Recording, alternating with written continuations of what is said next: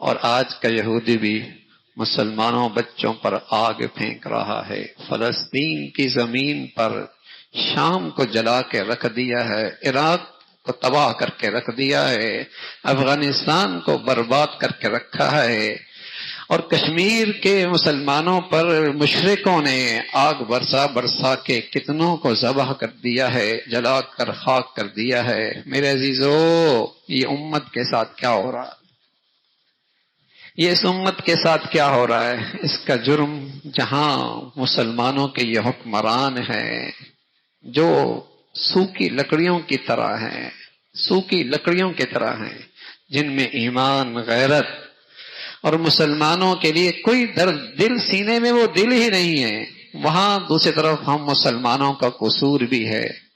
ہم نے بھی سیاسی جتھوں کو تو مضبوط کیا، اپنی برادریوں کو تو مضبوط کیا، اپنے فرقوں کو تو مضبوط کیا، رنگ نسل کے اور بت اور ملکوں کے بت تو کھڑے کیے، لیکن اسلامی رشتے کو مضبوط نہیں کیا، ایمان اسلام کے رشتے کو مضبوط نہیں۔ ایمان کی قیمت ہی ختم ہو گئی تو اسلام کے رشتے کی قیمت کہاں رہی؟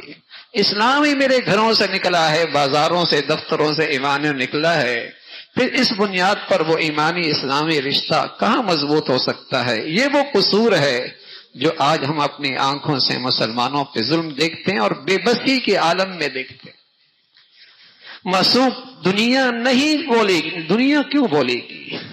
جب ہم خود ہی نہیں بول رہے، کون ہمارے حق میں کھڑا ہوگا؟ اور آج کوئی کفر کرندہ مر جائے، ساری دنیا کھڑی ہو جاتی، دہشت گردی ہو گئی، اور اتنے بڑے دہشت گرد ہیں۔ رمضان کی مقدس گھڑیوں میں غزہ کی بٹی خون و خون ہے، مسجد اقصی پر خون و خون ہے، لیکن مسلمان ہے۔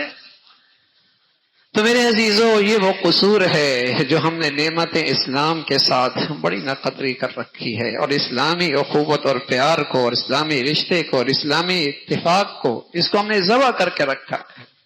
تو اس وقت کے یہودیوں نے بھی، یہودی بادشاہ نے بھی مسلمانوں کو آگ کے خندقوں میں جلا کر خاک کر دیا، راکھ کر دیا، لیکن اللہ کہہ رہا یہ تو میرے پیارے بندے ہیں، لیکن میں بھی بڑی قدرت رکھنے والا ہوں، اور ان کے عذاب میں اللہ کی پکڑ بھی بڑی سخت ہے۔ ان بطش ربک لشدید، اس کی پکڑ بھی بڑی سخت ہے۔ پھر سورہ اعلیٰ کی اللہ کی بڑائی، اللہ کی تصویر، اس کا تذکرہ فرمایا اور بتایا دیکھو تمہاری بنیادی مرض کیا ہے، بنیادی مرض کیا ہے جس سے تم بزدل ہو گئے ہو، کمزور ہو گئے ہو، 1.5 ارب ہونے کے باوجود بھی تم بے جان ہو گئے ہو۔ فرمایا اس کی وجہ ایک ہے، والآخرت، وجہ یہ ہے بل تؤثرون الحیات الدنیا، تمہارے دلوں میں دنیا کی محبت رچ بس گئی، تمہارے دلوں میں رچ بس گئی۔ اللہ کے نبی فرمانے لگے ایک وقت ایسا آئے گا کفر تم پہ ایسے نوچنے کے لیے دوڑے گا جیسے بھوکے دسترخوان پہ دوڑتے ہیں۔ صحابہ نے عرض کیا رسول اللہ تعداد تھوڑی ہوگی؟ فرمایا بڑی تعداد ہوگی، تعداد بہت بڑی ہوگی، لیکن ہوگا کیا؟ تمہارے اندر ایک بزدلی آ جائے گی، اور وجہ کیا ہوگی؟ حب الدنیا وکراہیت الموت، تمہارے دلوں میں دنیا کی محبت گھر کر جائے گی، اور تمہیں موت سے ڈر لگے گا، موت سے ڈر لگے گا۔ خالد بن ولید فرمایا کرتے تھے ان مردہ جانوں سے ہمارا کیا مقابلہ، جیسے یہ شراب سے محبت کرتے ہیں ہم ایسی ہی جام شہادت سے محبت کرتے ہیں، ہم موت سے ایسی پیار کرتے ہیں، یہ ہم سے کیا لڑیں گے، یہ ہم سے کیا لڑیں گے۔ یہ ہے مسلمانوں کی بزدلی اور کمزوری کہ مسلمان دنیا میں رہنا چاہتا ہے، دنیا کا رہنا چاہتا، اس لیے تو خوف زدہ ہے۔ کافر کا خوف زدہ ہونا تو سمجھ میں آتا ہے، مسلمان کا خوف زدہ کہاں سمجھ میں آتا؟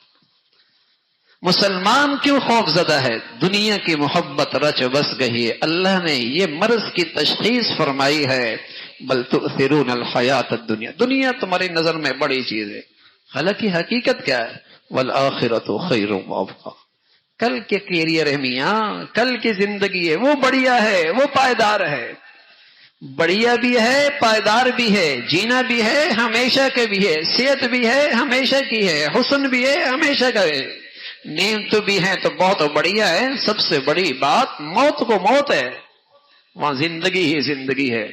والآخرۃ خیر وابقا، یہ وہ مضمون ہے جو اللہ نے سارے آسمانی صحیفوں کے اندر پیش کیا ہے، بیان کیا ہے.